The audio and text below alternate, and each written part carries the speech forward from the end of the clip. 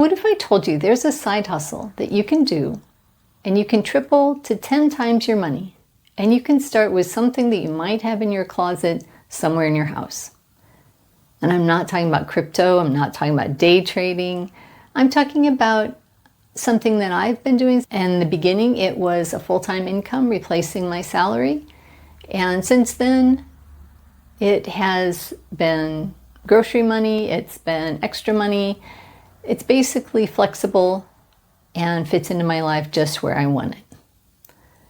And here's the thing, 2026 might be the perfect time for you to get a start in the same thing. So eBay just released its financial figures for fourth quarter 2025.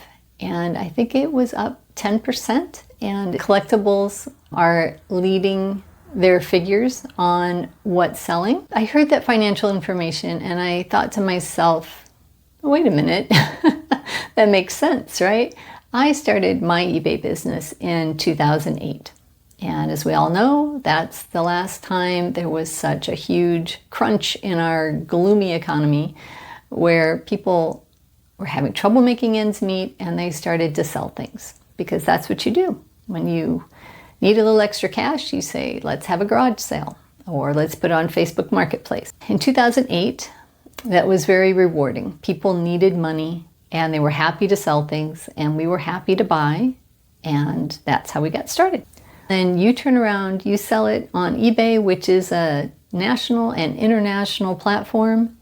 People from all around the world can find that specific thing and purchase it, and the money flows to you. So that's a win-win for you and for the people that you're helping out. So I've been doing this dance since 2008. And eBay and I have both had ups and downs in that amount of time. It'll actually be 18 years in March. So it is kind of amazing. I did take a year off when I moved cross country, and it is flexible that way. You can shut things down a little bit or pick things up. It's totally up to you. It is also something that's kind of addicting. It's something that you miss if you don't have it active in your life. One of the main reasons is it's wonderful to wake up in the morning and look at your phone or your email and see that more money came in during the night while you were asleep. And when you're out and about and you've got your phone with you, you get to hear that little cha-ching saying that you made a sale. So that is a nice hit of dopamine, and it's for something that goes right into your pocket, right? So better than just a message on social media. So when I was raising my children, I did this as a full-time endeavor for a couple years while they were in grade school, and it worked out great. I started by doing my listings in the evening. That was the quiet time. And then I had time to be with them and just do household things. And it's nice to be a mom that's available. So that was really special, and I was very happy to have found eBay. At that time, I was making about $4,000 a month, steady, and there were months that were higher than that. I think that was when we had our highest month that was, I think it was 8,000, close to 9,000.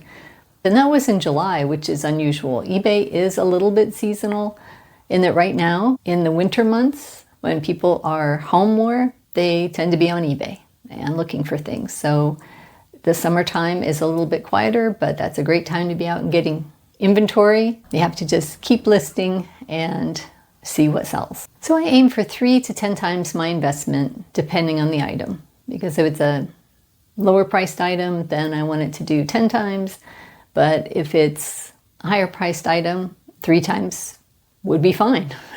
Quick math, that is better returns than any savings account that I've ever seen. So my advice is, when you're out and about looking at things either in thrift stores or at estate sales, you can just open up your eBay app, look for the sold price, and see if it makes sense to purchase it or not. And sometimes you might think it'd be worth it if they come down, and you can negotiate. And one of the best ways to negotiate is to buy multiple items. If you're buying a pile of things, then a lot of times they will bring the price per item down. Sometimes people just want to give things away because they're tired of having it in their house. Another reason to buy in groups is that if you buy things that are similar, they're easier to list. I have done a lot of silverware, You also can buy groups of jewelry. You just never know. And that's the fun. It's like you're an explorer every weekend. I would also suggest trying to avoid delicate things, like with figurines, which I do sell. I try not to go above like 4 inches or so. I do really like miniatures. Those are easy to ship.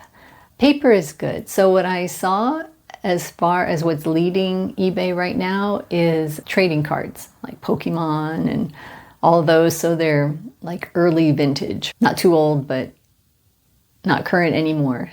I heard a quote once that people go on eBay to repurchase their childhood.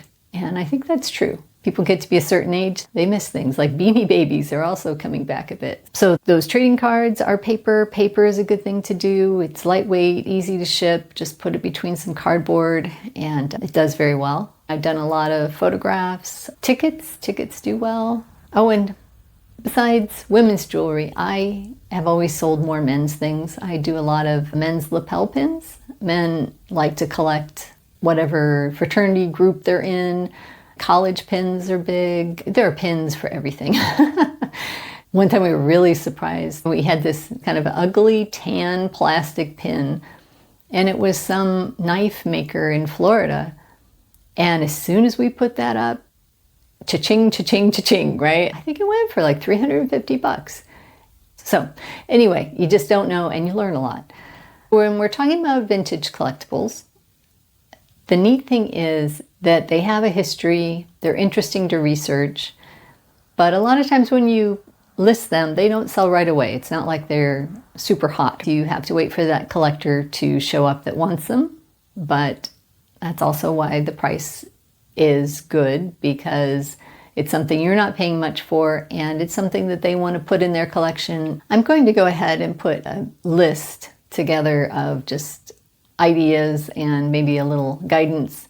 If you want to pick that up, I'm going to put it in the description and it's free. Otherwise, this video will go on forever, right? So how do you get started making your $1,000 a month on eBay? I know at first it seems a little overwhelming anytime we're doing something new, but the most important thing to do is do that first listing. I think mine took me almost a day. That was a while ago, right? And you do get faster and it gets easier. But in the beginning, just go ahead, find some stuff around the house. Maybe that's, of course, going to be the biggest money maker when it's absolutely free.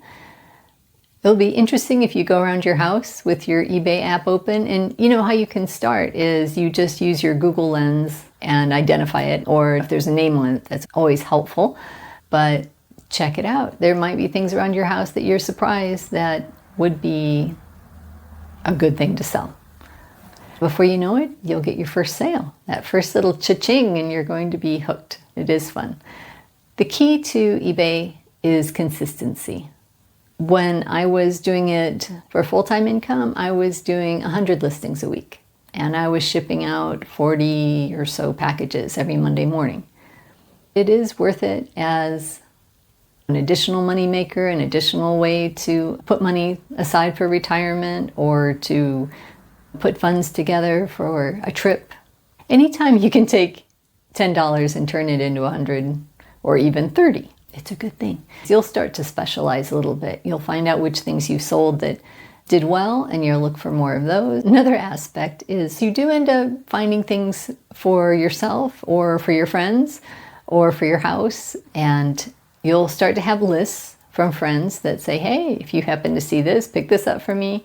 Then you also get to know other collectors in town. If you're into decor or cottagecore or mid-century modern, you can start picking up things for yourself and you'll save money and have unique things, which hopefully give you joy. Another thing I'd like to mention is that this is a nice thing that gets you out in the world. You get to explore new neighborhoods. You get to meet a lot of people, get to meet your neighbors. Sometimes friends want to go with you to do your sales.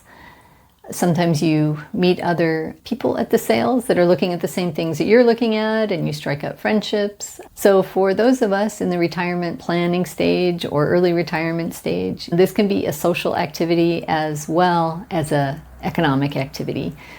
And that just makes it so much nicer. it really can be a very joyful hobby. So here's my challenge for you this week. I'm hoping that you'll be able to do your first listing and maybe a few more. So don't overthink it. Don't worry that it will do well or not do well. I think in some ways you could look at it as practice. So will you make $1,000 the first month? Maybe, maybe not. It's hard to say. It always depends on the values of what you're listing, right? So some things are a shoe-in. You bought it and you looked it up and you know it's worth a couple $100s or something, and that's great, right? And then some things surprise you. I did want to mention, speaking of surprises, if there's something that's interesting to you when you're out there looking at the sales, go ahead and get it. It's not going to be much money, and take it home and research it, and it might be something really surprising. I've been surprised a few times. It is in some ways a treasure hunt, right? Keep it in mind. There's always a possible surprise around the corner. So last thing I want to mention is that this is an income stream that scales with your life. If you have more time, you can do more listings and you can make more money. If it's a time where you're not able to do so much, you can have some things in your store and just ship them out when they sell and plan to get back into doing some more listings in a little while. It's time and money, right? How much time do you have? How much money do you need? And it'll work with you, whatever you want to put into it. So if you have found this helpful, please subscribe. This is Her Empowered Retirement. My name's Jennifer. I don't think I introduced myself. I'm sorry. So every week I talk about practical ways to build your retirement, to make extra money, to look at things maybe a little differently than mainstream is looking at them, because, you know, we're kind of a down-to-earth group and we can figure things out. Drop me a comment about what you're thinking of listing. I am going to put that list you can download in the description.